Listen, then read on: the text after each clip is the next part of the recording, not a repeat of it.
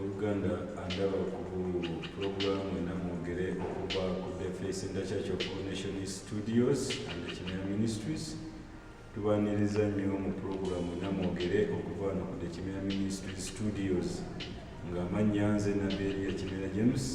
mukulembeze wa the Kimera Ministries era nga mu byonna tukutuusako program eno buli lwa Sunday nga tukwebaza okutwekuumirako kubanga oli wamu naffe n'onyumirwa program eno awamu n'okubeera ng'otegeezaako mikwano gyaffe.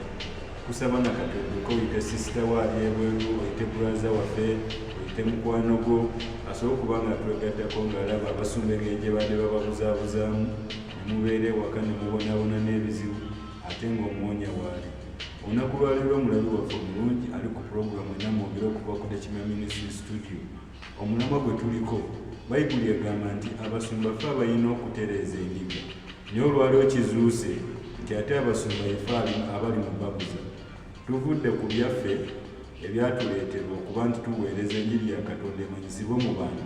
kubanga gwe mulimu gwaffe gwe tulina okwasaganya ffe ng'abasumba. Naye tusazeewo tudde ate ku ebyo ebitaatusingisa. Kati ne tubeera ng'abantu abajja okwekkusa ffe kanga Bayibuli wogenda ogiwulira ng'egamba mu Ezeekyeri 33 era nga mu byonna ogenda kuba naawe tugolera Ezeekyeri 34 okuva ku kusooka mpaka ku lw'ekkumi. Egamba nti nno abasumba batandise kwekkusa bokka ate nga mu byonna bajja kuyambamu. Kakati nammwe abantu temutunuulidde biki basumba bye bagamba, naye n'otunuulirira omuntu akubuzaabuza n'akugaana okujja eri kabona okusabira n'otafaayo kunoonooza nki kyagoberera wabula gwe n'osaba ogende ku ebyo byayogedde nga bw'aba alabye. So n'olw'ensonga eyo tuli ku puroguramu enamwogere ku lw'obudde nga tugenda sooka tugendeko mu Bayibuli Ezeekyeri 34 owulire bw'egamba. Nsaba naawe osome Bayibuli yo bw'enaena ndaba ku puroguramu enamwogere okuva ku the Kimera Ministry Studio nga tuli mu lunyiriri lwa 3. Ezeekyeri 34 tandikira ku lusooka paka ku lw'ekkumi owulire egamba eki. Agamba bw'ati: awo ekigambo kya Mukama ne kinjijira nga kyogera nti, omwana w'omuntu, balagulireko abasumba ba Isirayiri, olagule obagambe, ogambe abasumba nti, bw'ati bw'ayogera Mukama Katonda nti, zibasanze abasumba ba Isirayiri abeeriisa bokka. Abasumba tebandiriisizza ndiga zange. Mulya amasavu, ne mwambala ebyoya, ne mutta ebyassava, naye ne mutaliisa ndiga. Eteyinza terimugasa n'amaanyi, so terimuwonya ng'erwadde, so temuwangayo ng'erwadde, so temusabanga emuliise, so temuwonyangayo ng'egobeddwa, so temunoonyanga ebuze, naye mwazifunangamu n'amaanyi n'amawaggali, naye zisaasaana olw'obutabaawo musumba, naye ziba kyakulya eri ensolo zonna ez'omu nsiko ne zisaasaana. Endiga zange zaababulirira ku lusozi zonna, ne zigenda ku buli lusozi oluwanvu. Weewaawo endiga zange zaasaasaanira ku maaso g'ensi yonna, so tewali eyazinoonyanga newankubadde okuzibuuliriza. Kale mmwe abasumba muwulire ekigambo kya Mukama nga bwe ndi omulamu, bw'ayogera Mukama Katonda. Mazima kubanga endiga zange zaafuuka muyiggo, era endiga zange zaafuuka kyakulya eri ensolo zonna ez'omu nsiko olw'obutabaawo musumba. So n'abasumba bange temunoonya ndiga zange, naye abasumba ne beeriisa bokka ne bataliisa ndiga zange. Kale mmwe abasumba muwulire ekigambo kya Mukama, bw'ati bw'ayogera Mukama Katonda nti, laba ndi mulabe w'abasumba, era ndivunaana endiga zange mu mukono gw'abasumba, ne mbalekesaayo okuliisa endiga, so n'abasumba tebalyeriisa bokka nate. Gwe neeno omulabi waffe omulungi ku puroguramu enamwogere oyiga ki mu njiri eno era ne mu puroguramu enamwogere tuzze okulwanisa ebintu bye bagenda babateekamu nga babavumiriza bannabbi, babageya, babagamba ba mizimu, ba misambwa nze kamwakoogera ndi muweereza ng'abo abaweereza abatuvuma ku marediyo gaabwe ne ku mativi. Olwaleero bayibuli ekugambye Mukama mulabe w'abasumba. Lwaki mulabe w'abasumba? Nti bavudde ku mulamwa ogulina otunuulira ennaku n'ebizibu ebibatawaanya. Ate nammwe kye mbavunaanamu kimu nga mmwe abandaba olwaleero. Totunuulidde biboozibozi ki pasitawo byakuzaamu. Mu kifo ky'okuzza mu bayibuli ate akuvuga akuzza mu kyawa gundi kyawa nabbi gundi. Ebyo naawe bye wajirira okola oba ekiwalanya Katonda eri abasumba kye ki? Tuvudde ku mulamwa, tuli mu kulwana ntalo za mubiri, batusindika kulokola bantu. Tuli mu kulwana ntalo za mubiri na byanfuna, twajja kulokola mmwe na kubawonya ndwadde. Ate olwaleero bakugamba kyawa kimera. Tonkyawa jangu osabirwe era nga winaine yakatwegattako. Tukwaniriza nnyo okubeera ng'oli wamu naffe, tukusaba otegeeze mukwano gwo muganda wo abe nga tasubwa pulogulaamu eno. Nawe yenayina ate nagiraba osobola ogisanga ku mikutu gino wammanga. Kyakiraffe esangibwa Lusanja Kiteezi Kabwoko era ng'osobola okutwegattako ku mikutu gino wammanga. Osobola okugenda ku Facebook page yaffe n'oteekamu erinnya Ndakimera Ministry, n'ogenda ku Facebook endala n'oteekamu erinnya Elijah James Kimera, era n'ogenda ku Twitter n'oteekamu Ndakimera Ministry, n'ogenda ku Instagram n'oteekamu Ndakimera Ministry, n'ogenda ku YouTube n'oteekamu Ndakimera Ministry, n'ogenda ku website yaffe Omukutu Gagadde n'oteekamu www.ndakimeraministries.org. Tuli ne ku Google osobola okugenda n'oteekamu pulogulaamu ennamwogere gwenina abadde agisubiddwa, ogenda bw'otusanga owe Canada, ow'ebweru, owewa ow'Australia. Osobola okuba ng'osindika email yo ku james.kimera1986@gmail.com. Nkubirako ku simu zino wammanga ngenda kuyamba mu bizibu bye tolimbibwa eri 0785232600 endala eri 0773547331. Nkubirako kati ngenda kuba nkuyamba mu kizibu kyo, ngenda kusabira kubanga nze sajja kulwanagana na ntalo za mubiri, sajja kulwana kunoonya byange, najja kuyamba mmwe. Mukama aleme kunyingira nga bw'ayogedde wano mu Ezekieri 35:34. Ebyo bye bigenda obonyaabonyesa abasumba. Mu nsonga eringa eyo genda maaso ng'otwegattako katugende n'omulamwa gwaffe olwaleero. Yes, Mr. Abraham. Leero ntandise kugwe. Mukama yeebazibwese. Oyogera otya ku nsonga y'enjiri eyo? Okusookera ddala musajja wa Katonda siyinza lekeraawo okwebaza olw'okufisaawo akaddeko n'osobola okwegatta wamu naffe nga kabineeti yo ate era okwogerako eryensi. Tukimanyi nti oli musajja wa Katonda w'amaanyi, obeera bize nnyo, naye w'osalawo n'olekayo akaddeko n'ojja okusomesa ensi. Kale nze ngamba ensi yandibadde kwesunga nnyo okulaba, so nga ffe abali wamu naawe tuli basanyufu nnyo okulaba tufisizaawo akaddeko Mukama wange. Mpozi nga ntandika nga bulijjo, amanya gange nze Masiku Abraham, era mpulira essanyu okulaba nga neegase mu Ndakimera Ministry Studios okubaako ebigambo eby'amagezi ate ne twogera. Era musajja wa Katonda abatuuliza balina okumanya nti ffe tetulina mbiranye na muntu yenna. Ensonga lwaki pulogulaamu eno weeri kubikula bantu bwongo, kubikula maatu baaso, omuntu eyali yakusimbira eyo gye wali nga kwegamba gwe wakolera eyo olaba obwongo yabukwatira eyo. Obwo bwanga bwe twagala okusumulula otegeere amazima, otegeere ennono za Katonda entuufu. So omulamwa leero gwe tuliko ate kwegamba guneewunyisiza nnyo. Mpulidde nga njagala kaaba kubanga ndaba nga victim mu nsonga eno y'ono omuntu agenda okusaba.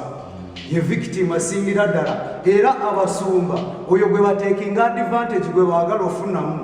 Kubanga Bayibuli wetugamba era Katonda si musanyufu, naye akyogedde mu kigambo kye sifa abanyiivu fekka. Ne Katonda akulaze nti munyiivu kuba bye twogera tubigira ddala mu kitabo. Katonda munyiivu eri abasumba be baliwaabo abaava ku mulamwa ne batandika obuzaabuzabu. Gwe wovuga motoka yo newebako personalized number plate yo pasita tetulina buzibu n'ekyo kubanga ne Peter, Paulo mu kigambo kyagamba nti abasumba banaalyanga mu njiri. So kati gwe wokeera n'ovuga motoka yo ngeri personalized tetulinaako buzibu. Wozimba kalinayo mu kibuga tetulina buzibu, naye zino endiga zo zifuniddemuwa. Endiga zino zookamudde zoonyunyuse tokomye naawe n'otandika ozibuzaabuza. Zo zifuniddewa mu kifo ky'okuzigatta ku bwakabaka bwa Katonda n'ozibulira enjiri eyakutumwa osiga bukyayi. Kitegeeza obwakabaka bwa Katonda obusatulula. Kati actually musajja wa Katonda lero buulidde enjiri n'ogamba nti abazadde balina oyigiriza abaana era abaana bayigirize ku bazadde kati oyo gw'osumba akulaba nga taata we biki byakuyigirako akuyigirako bukyayi akuyigirako kuwala nagundi so ate ebyo si bibala bya Mwoyo Mutukuvu ebyo si byebigendo tutuusa mu bwakabaka bwa Katonda ate nga ffenna kyekituluubirirwa tulokoka tusobole okwegatta mu bwakabaka bwa Katonda naye nga saawa eno kyokola osatulula omenya emyoyo gikamula bukamuzi naye gyo tegifunyamu Katonda kyasuubira gwe okugiwa ate n'agisiruwaza n'alaga nti byonna byakola byebituufu ate nabo ne batakozesa bwongo kulaba biki byabakozesa kyannaku nnyo era ogenda olaba kati waliwo ebiwayi mu balokole mu kifo kyonna tetwandibadde tugoboka teguba tusinza Yesu ow'amaanyi olwaleero tulina ebiwayi nze ndi wa pasita gundi nze ndi wa nabbi gundi era owa pasita gundi tayagala n'okwasoshiyetinga ve wa nabbi gundi yokanga Yesu yo kati ne weebuuza kati ne bukya nga ffenna tuli mu ggulu bw'asabira wa pasita gundi oba ononda bw'otya nga wali onvuma kulinayo kyakiyande yefaanana essabo ogigendamu oba okoze musa bayigawe kati tumaliriza obanga actually olinga awa sitaana amaanyi ebyo byonna byokola olinga agulumiza sitaana actually toli ku mulamwa gwa Katonda kuba osatula abantu oba konfusinga kyekigambo Katonda kyayogedde nti mmwe mu kifo ky'okutereeza endiga muzinyuunyuuse ne muzisuula eri ne muzifidimekusa mweka webale nnyo atunuulidde kutwala abantu mu ggulu yava amamotoka amayumba bamwogereko ti pasita ow'amaanyi mu kibuga naye tekigenda kola makulu so nga maliriza abatuwuliriza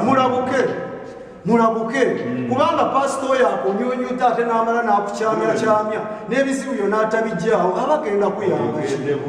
webale nnyo mukama akuyogedde bulungi nnyo mukama akuwa omukisa era nsuubira gwe yennaye naatulaba ku puroguramu enamwogere naawe nnyabo basebe yakanneegattako essaawa zino ng'otwegaseeko mu puroguramu enamwogere otutte kimu ebyo byava okwogera omwami oyo va mu kubuzaabuzibwa ebyo si bye byatuleetesa wano twajja kulokola kutuusa bantunuulira ndwadde zammwe kwegamba nkunyuunyuutemu naye nga nange nakyenkwongerako naye nfa okujjuza amaka gange oyina ebizibu bakugoba byenkusabira nkusabira kutuusa mukolo oyina ennaku ekubonyaabonya ekivaamu ogenda kwejjusa Mukama n'olw'ensonga eyo wekumire ku puroguramu enamwogere tukyagenda maaso yes Miss Sylvia ku puroguramu enamwogere mwegenda eddoboozi eddene ery'omulabi waffe omulungi ensi yonna ekulaba era nga mu bufunzi otangaaza otya eri eggwanga eri omusumba eyeyagaliza nga ye afa kujjuza abantu kugula motoka kugira ki wavumirira ate enjiri ya Katonda ate weyefuula omulokole ate n'abagobezi tebafuddeyo kulaba kituufu nadda ku bannabbi n'avuma kyokka olwaleero zalina okujja ebizibu by'abantu ate nzizeeko nzivoola abantu bakubirize bajje basaba ate nga webawagula saba ogende tweyanziza nnyo na puroguramu eno era Katonda akugire omukisa mpozi amanya gange mpitibwa Mukisa Sylvia atuliridde wano enkawuluko ensonga eri mu ddiro olwaleero mukama wange omuzungu akiyita rampant kisusse kubanga kati olwaleero abasumba beefaako bokka balina zi kansolingi bagamba jangu mu kansolingi mitwalo 5 kwegamba bakolamu ne gurupusi ow'emitwalo 5 wali owakakadde wali ow'emitwalo 10 wali gw'ataweza mitwalo egyo togenda kulaba musajja wa Katonda togenda kulaba mukyala wa Katonda oyo kale ne twesanga nga mazima ddala baliwo kunyuunyuuta bantu n'ogendayo n'ogamba bakugambye genda bakusabire mukazi wattu n'ogumanya obusente bwo n'ogenda musajja n'ogenda n'okuwaayo obusente bwo ofuba okulaba nti n'otuuka kumuweereza wa Katonda oli akusabire omutuuseeko wabula agenda kugamba kigambo kimu teekaawo ebbasayo Mukama akuwa omukisa olw'ennaku gy'olina egenze oba esigaddewo egenda kubanga esigalawo akugamba ekigambo kimu Mukama akole ki akuwa omukisa ekyo ekigambo ekyo tekiriiko bikolwa ddala Mukama akuwa omukisa naye goberezaako ebikolwa bayibuli egamba omuntu oli ne bimugyamu ennaku gyazze nayo okakasa nti wajja kwekusa wekka ng'omulama gw'olwaleero kugamba nti abasumba tuli okwekusa ffekka etutunuulidde endiga ate Mukama ze yatusindikamu kwega tulaga ffe tutunuulidde kali ke tubajjamu afuuka nga bizinesi owaddeyo owaddeyo 10, owaddeyo 2, owaddeyo 5 n'abakakadde bwe bati wabula kigambo kimu Mukama akuwa omukisa okukkiriza okutaliiko bikolwa mufu kituufu omugambye Mukama akuwa omukisa naye ebizibu bye biweddewo ekyamuleese kiweddewo omukyala avudde wala atindize lugendo omugambye tugenda musabira Yesu Kristo amuwonye naye atuuse omugambye bugambe Mukama akuwa omukisa musumba gwe wetunulemu bw'obeera gwe ofunyeemu naye ate ono bw'ofunyeemu ye talina kyafunyeemu lwaki tukamente ze tutawa biwata lwaki tukamente abagobezi ne batuuka n'ofuna agazibu ng'omusumba talina na budde bwabwe butunula mu gazibu gaabwe afa kwekusa yeka kuba ye kyeyabadde afiira yakifunye ate n'agattako muvumirira aleme genda bwakimera te gy'anaayambibwa n'amugamba togenda mu kanisa endala mujje musabirwe wabula tumpunzika mbagamba nti ene kangoko eri omusajja Katonda nabbi Eliya Kimera James agenda kusabira okusabirwa kwabwerere jangu akusabire ebizibu byonna bigenda kuggwamu ovaawo matidde kyakusabiridde ogenda kukirabako bw'aba nti muntu obamusiba mu kkomera ne bwe giba myaka emeka nga giyiseewo jangu akusabire ekyo kizibu kitono nnyo mu maaso ga Katonda Mukama abawe nnyo omukisa nga muleeta ensonga zammwe eri Katonda owa nabbi Eliya Kimera James prophet of fire Katonda abawe omukisa oteeseza bulungi nnyo webale nnyo okubeera ku puroguramu yaffe mwena mwona okuva mu Kimera Ministry Studio zimenye ebirowoozo byammwe birungi olwalo nga muze mwasemye kiki nyiririye ze zibagize oba bwe mutwe mubeera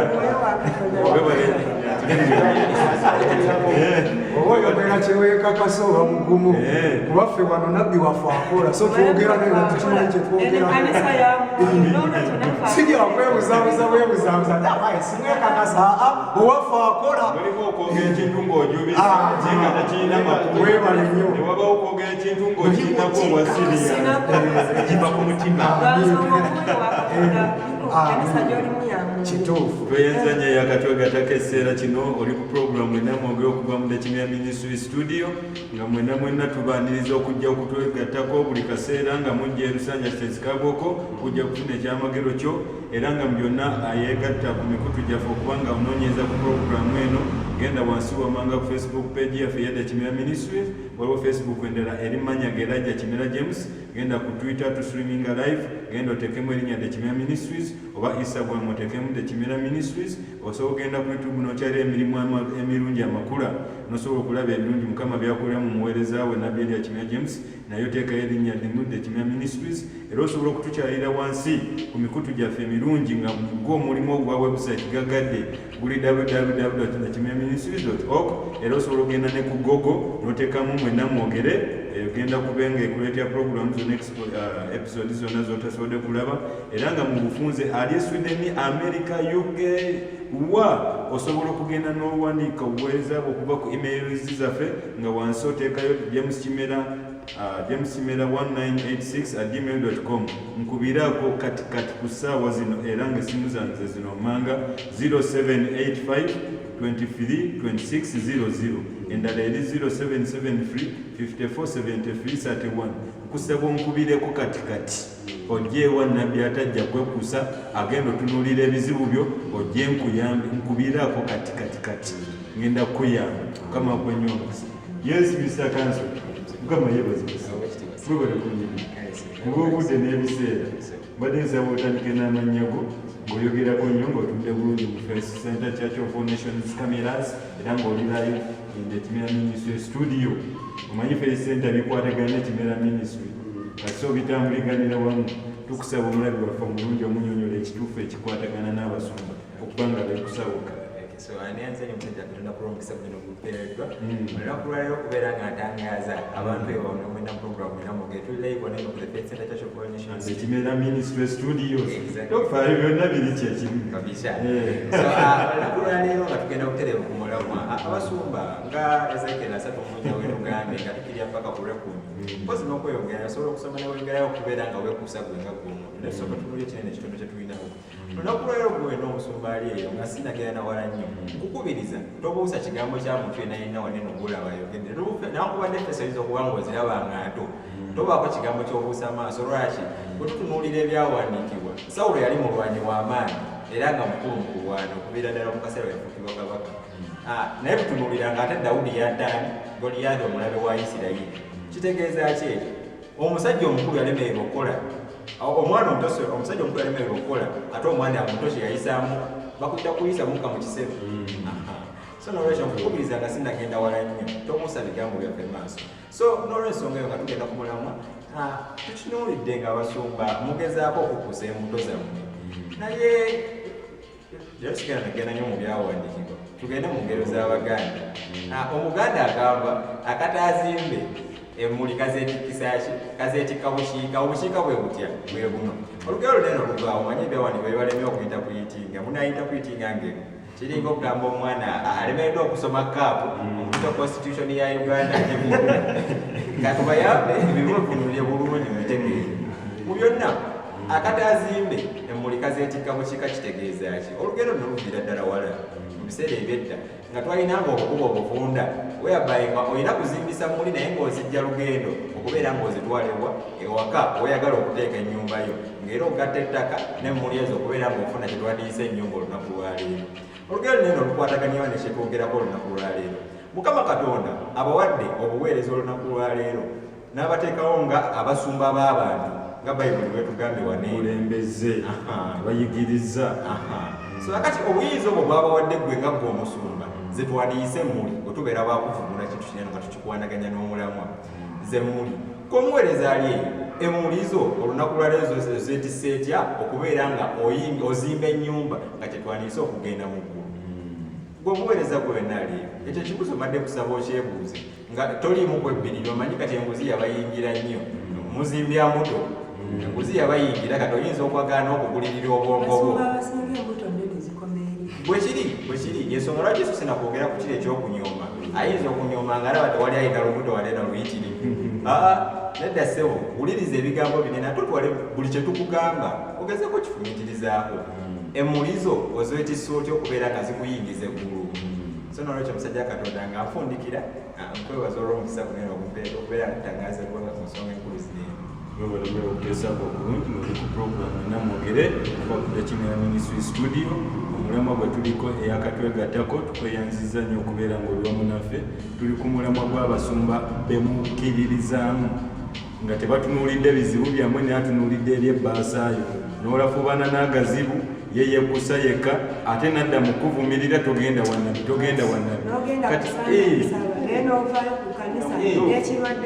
takuyambye ate akugoba obutajja wange kiki kyogenderera n'olwensonga eyo genda maaso ngaotugobera yesimisobere Mukama yebaze tukwenza nnyo tukyalirako sebo tugwagala otandike n'amannyo go ng'oyogerako nnyo n'eddoboozi then oli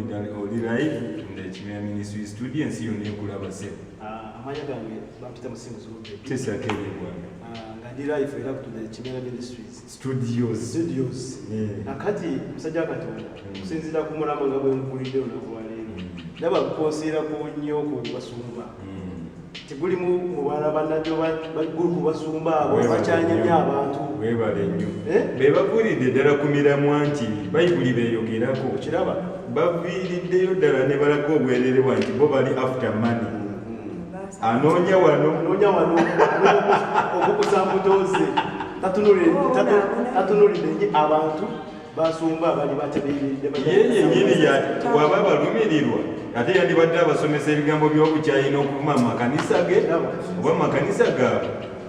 Kyobola mukama wange ekyeŋŋamba abantu kiri ekintu kimu nti kyobola ebiseera ebisinga ogenda nosanga ate omusumba alina abantu bayitirivu naye nosanga ali mu biwempe noyebuuza sente zajjamu bantu waki yetazimba kyakinga enyumba yagaza nosanga nga yena ejjudde enfuufu ekanimagine ngabakamalawo kamuzi mwagala ki mwagala kulimibwe mwagala ki ate n'agattako ovumirira ffe abasajja ba Katonda abayamba abantu ate abatajja kwekkusa naye ng'olaba kyoli olina kyoyamba eggwanga naye omusumba leero osobola omubuuza oli mubuweereza naye kikyozimba eggwanga lyo kuba kati nze nzimba eggwanga mu kuwonya abantu nzimba eggwanga mu kumanyisa abantu ebibakwatako gyessaali nzimba eggwanga mu kubeera nga nzijawo ebizibu by'abantu mu bwangu naddayo ng'amanyi mu nsi Uganda waliyo omuntu ayamba eggwanga mu ngeri bweti naye eriyo abayamba eggwanga lyabwe mukudda ku lediyo n'avuma kimera nadda ku tivi n'avuma kimera nga bwendi omubi n'osanga n'omulokole yandibadde asomesa munne eddiini agirokokeremu agitegeere ate naye omusanga mukyayina mige ng'ate naye yalaga obukyayi ku mirirwano gy'abeera ne ku mirimu gy'akola ng'era bw'awulira osabira wa kimera ng'omugenda fuuka balabe kabona kakati be babalokole betulimu essaawa zino kakati musajja wa Katonda kyemanyi balabika bebazibe b'amaaso abo tebalaba era n'abagobezi bwabwe era tebalaba mwitaga okulaba mwitaga okuzibuka amaaso mulabe mutegeere ekituufu ekigenda mu maaso bave gye babasiriwaliza bajye balaba amazima basabirwe muve gye babasiriwalizza mujje mulabe amaanyi ga Katonda ku Faith Center Church of Nation mulabe itugenda mulabe ekkubo lyetukudde muleme ate kusiriwalira eyo abasumba bwakyamya kubeera nga ate bawogera ebigambo eri bannabbi ate nga bennyini bebalina otuyamba bebalina otujjako ebizibu byaffe lwaki musiriwalira eyo kyembagamba nti mujje ku Faith Center Church of Nation ffe tulina buli kimu kyonna mujje musabibwe mujje muwonye ebizibu byammwe so Mukama aweereza omukisa webale nnyo olw'ebirowoozo ebirungi Mr. Obed tukwenza nnyo gweneeyakotegatako ku puroguramu enamwogere era nga mu bufunze osobola okugenda ku mikutu gyaffe gino wammanga n'osobola okubeera ng'oteesa wamu naffe era nga mu bufunze tosobola kumisinga puroguramu eno ezimba ggwe tusangibwa Kabooko Kiteezi era nga genda ku Facebook page yaffe oweezeeyo obubaka bwo osobola okubeera ng'oteesa wamu naffe page yaffe Edda Kimera Ministry Facebook endayire Elijah James Kimera endala Twitter nebeera Mudda Kimera Ministry, Instagram nebeera Mudda Kimera Ministry, YouTube emirimu emirungi onoogisanga eri Mudda Kimera Ministry, website gagadde eri mu www.muddakimerministry.org. Tuli ku Google, osobola ogenda n'ogogolinga n'oteekamu puroguramu enamwogere era gwenalyesire newa osobola ogenda n'oteekayo okusabako oba obubakawo bwonna bwonna okuyita ku email yaffe ng'oteekamu jameskimera1986@gmail.com. Gwe yenna ayagala okunkubirako essaawa zino nkusabire njogere ebyobulamu bwo ng'okumanya ebifa mu bulamu n'okuleeta ebizibu ebyalemwa abasumba abababuzaabuzeyo jangu kati nkubirako essaawa zino zenjogerako zennyini nga sinabana mu studio. Kubirako ku simu yange wano amanga 0785232600 endala eri 0773547331. Nkusaba nnyabo ssebo totya nkubirako kati ngenda kuyamba kama kwenye omusa. Yes, Mr. Semani mukama yebazibwe ssebo osibye otya mukulu eggwanga oliraba likyankalanye biwulya naate ndinate ennaku nyingi ebintu abasumbaye bakola tebitegeerekekwa baabula bwabuzi kati omulokole we wa Kimera omusanga takwatagana mulokole wa gundi ensonga kinze ngamba abantu bange tetwajja kukyawa abantu bwakikola okikola ku lulu naye osanga omulokole we wabalala nga tasobola kwatagana wawa era omukwano guba guweereddewo ddala kati bekkusa bokka abasumba kudda mu kuwaba abantu nakusuula abantu biku ate ebyo ebintu si bye bigenda otuyingiza ebbulu kati kirungi tufune mu ndiga kuba naffe twagala ozifuna mu bwe mulimu gwaffe naye ate tuzizimbye ki ng'endiga kugamba omuntu abeerewo ng'alaba omusumba oli wa mugaso gy'oli naye kati essaawa y'olwanze mu bubonero bwange obwangu bw'endala ndaba abasumba abamu tebakyali ba mugaso eri amakanisa gaabwe kubanga ebigambo by'ozzaamu abantu n'ovumirira oli si bye bigenda okuzimba omuntu ebyobulamu bwe si bye bigenda omuyingiza ebbulu si bye bigenda omukulaakulanya wabula omwokesa omuliro mu ssaawa y'envanyuma kati nawe omulokole gwe babuzaabuza weegendereze puroguramu enamwogere kwoli wabula Kimera Ministry Studio. Afite Prophet Kadali byawo okomye balikyagamba niye ennaku y'amaanyi ku mutima okulaba nti bapasita bareverand ne bannabbi abamu ate bemubuulira tirikolagana bye mu Bayibuli. Wano mu Isaiah 8:2 egamba singa odde n'oyogera ebigambo ebitalinga bya Mukama kiraga tolina kitangaala ate bw'obanga oyigwe pasita omanyi kati eringa nnyonyi nedda nnyonyi wala nnyo mmotoka wimba ngena kampani ya taxi driver ate nga naba aweta ntwalira eggayaza it's my responsibility okumubuuza driver sebumpisaawo nebapanya kati leero omanyi kati nsaba omusomera waku yokaana ye John 10:13 leero bannabbi bapasita bareverand balinga babiri begenda okusoma kawo yokaana 10:13.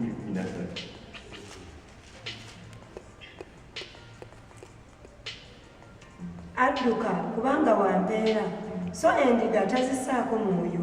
nze musumba omulungi era ntegeereza bagambye adduka kyogamba leero bapasita tuyisizza ng'abantu abagulirire balebe abayali mu kudduka kiringa embago omanyi kubanga olinga ennyonyi okuma kutegeera oli ku kisaawe odama okutegeera mu kisaawe gyekututte kati leero bapasita balinga ne pilot ennyonyi y'ekkanisa fe abantu yefuka passengers bapasita banabbi ye pilot kati pilot akuvuga tamanyi gyakutwala agamba tugenda Kenya so kufuna South Africa tonogamwe tutuuseewa bamwenyi bakuvuga buvuzi kati leero bapasita tumekoyisanga bapilot ovuga abantu ate naffe abantu buvunanyizibwa bwaffe obuze okutwala wange tetutegeera maaso n'olwekyo tuzika ngamba bapasita bannange naffe abasaabazaanyi mu nnyonyi buvunanyizibwa okubuuza pilot wo sebu tugenda Nairobi saawa meka ezibulayo tutuuseewa okusinga okubuzaabuuza mumwendaka n'ennyonyi basudde mu nnyanja temumanyira gyanaze kubanga tofaayo okubuuza n'olw'ensonga eyo teeseza bulungi ssebo tukoyenza nnyo olw'omulamu ogwo naye nsigala nkuutira abantu baleme kutwalibwa naye nabo abuuze pasita we ebyo ebibuuzibuuzi byolese mu kkanisa musumba ebyogamba nabbi gundi mubi pasa gundi mubi lwaki obirese obijjawo Isaiah 8:2 egambye singa olaba ebigambo byeyogera tibikolaganira bulokozi manya tolina kitangaala mujje musabirwe nze nabbi Elia Kimera James era nga nsigadde nze muweereza wa nabbi wa the Faith Center Church of Foundation manye obunabbi bwankwata nsonyiwa okubeera nga njogera bweki awamu twogera obugambo obusigayo obutonotono nga muwabula abantu baffe mu ngeri ensaamusaamu osembyayo nakalibwa speed nsembayo nkubiriza abasumba mu mwena bali babishop bakadino baani bonna